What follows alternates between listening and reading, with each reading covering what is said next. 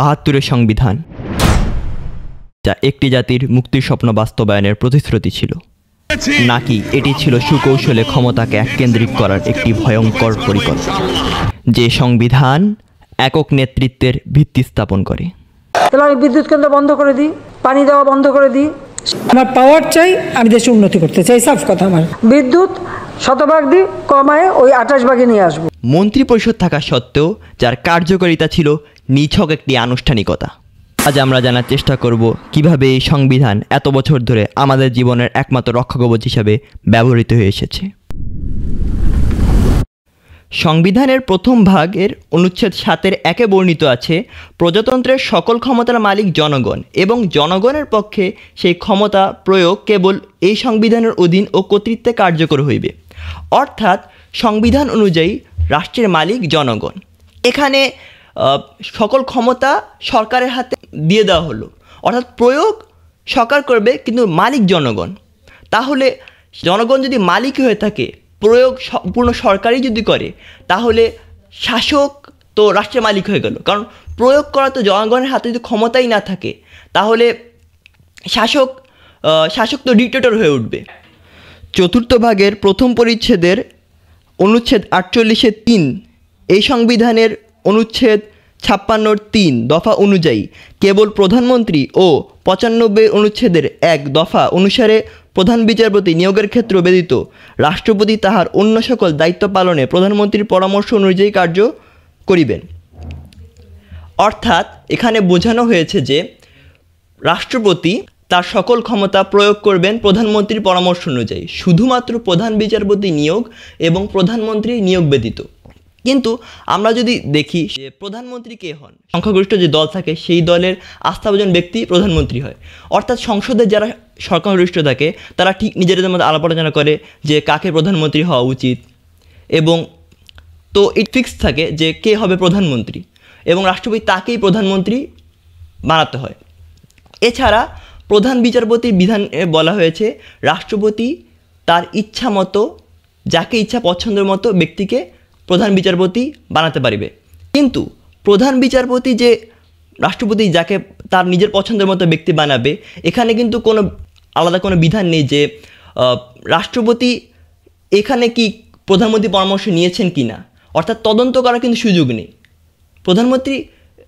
প্রধানমন্ত্রীর পরামর্শ যে রাষ্ট্রপতিকে প্রধান বিচারপতিকে নিয়োগ দিয়েছে, সংবিধানে যতই সুন্দরভাবে লেখা আছে যে রাষ্ট্রপতি তার ইচ্ছা অনুযায়ী যাকে ইচ্ছা তাকে প্রধান বিচারপতি বানাতে পারবেন, কিন্তু এখানে কোনো কিন্তু তদন্ত বা রাষ্ট্রপতিকে আদৌতে নিজের পছন্দের ব্যক্তিকে প্রধান বিচারপতি বানিয়েছেন কিনা এটা কিন্তু কোনো বলা হয়নি। আবার আমরা যদি সংবিধানের দেখার চেষ্টা করি যে তবে শর্ত থাকবে যে প্রধানমন্ত্রী আদৌ কোনো পরামর্শ দান করিয়াছেন কিনা এবং করিয়া থাকিলে কী পরামর্শ প্রদান করিয়াছেন, কোনো আদালত সেই সম্পর্কে কোনো প্রশ্ন তদন্ত করিতে পারিবেন না।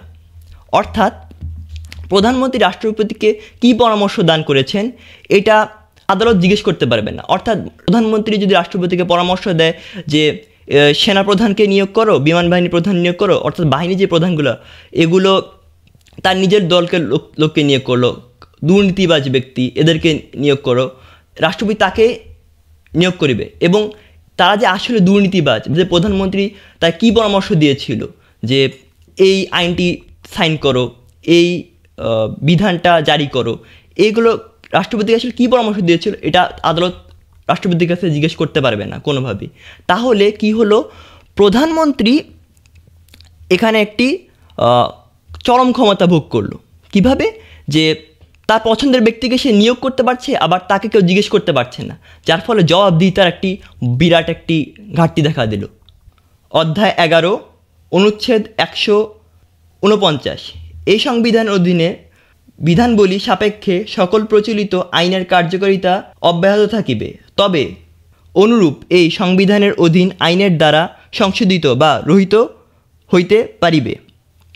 অর্থাৎ ব্রিটিশ পিরিয়ডের আইনের কথা চিন্তা করি, ব্রিটিশ পিরিয়ডের আইনের যে আইনগুলো তৈরি হয়েছে এবং পাকিস্তান আমলে যেই আইনগুলো তৈরি হয়েছিল, এই সংবিধান অনুযায়ী ওগুলো বর্তমানেও প্রযোজ্য থাকবে।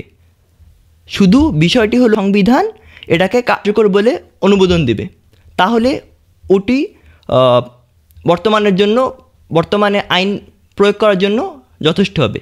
কিন্তু আমরা যেহেতু ৭১-এর মাধ্যমে স্বাধীন হয়ে একটা নতুন বাংলাদেশ রচনা করেছি, তো সেখানে আমরা ব্রিটিশ পিরিয়ডের আইন মানা বা পাকিস্তানের আইন মানা, তাহলে জিনিসটা হয়ে গেল যে আমরা বর্তমান পাকিস্তানকে বাংলাদেশে পাকিস্তানের অংশ এটাকে আমরা স্বীকৃতি দিচ্ছি, এবং ব্রিটিশ পিরিয়ডের আইনকে আমরা এখনও ওই ভারত উপমহাদেশ হিসেবে এটাকে এখনও আমরা স্বীকৃতি দিচ্ছি, যে এখানে আমরা ভারত উপমহাদেশের অর্থাৎ একটি কলোনিজমের মধ্যে আমরা বসবাস করছি, আমরা কলোনিজমের একটি সদস্য।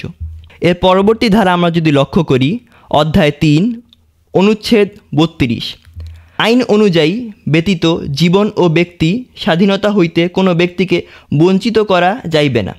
অর্থাৎ আইন ছাড়া কোনো ব্যক্তির অধিকার থেকে তাকে বঞ্চিত করা যাবে না। অর্থাৎ আমরা যদি চিন্তা করে দেখি যে আইন দ্বারা কারো ব্যক্তির অধিকার ক্ষুণ্ণ করা যাবে কীরকম, যেমন আমরা যদি দেখি ডিজিটাল সিকিউরিটি অ্যাক্ট বা সাইবার সিকিউরিটি অ্যাক্ট, এরকম কালো আইন দ্বারা মানুষের কণ্ঠরোধ করার চেষ্টা করা হয়েছিল, তাদের মত প্রকাশের স্বাধীনতাকে হরণ করা হয়েছিল। এই সংবিধান বলে এই কাজটি বৈধ। এরকম একটি কালো আইন কিভাবে বৈধ হতে পারে?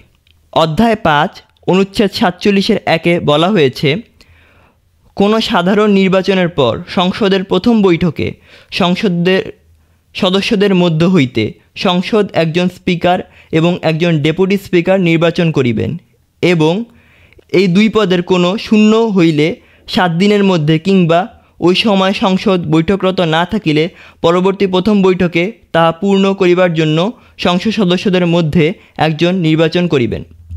অর্থাৎ সংসদের মধ্য থেকে একজনকে স্পিকার এবং একজনকে ডেপুটি স্পিকার হিসেবে নির্বাচন করা হবে। স্পিকার এবং ডেপুটি স্পিকারের কাজ হলো সংসদ অধিবেশন পরিচালনা করা। তাহলে জিনিসটা বলা হচ্ছে যে সংসদের থেকে স্পিকার এবং ডেপুটি স্পিকার নির্বাচন করা হবে।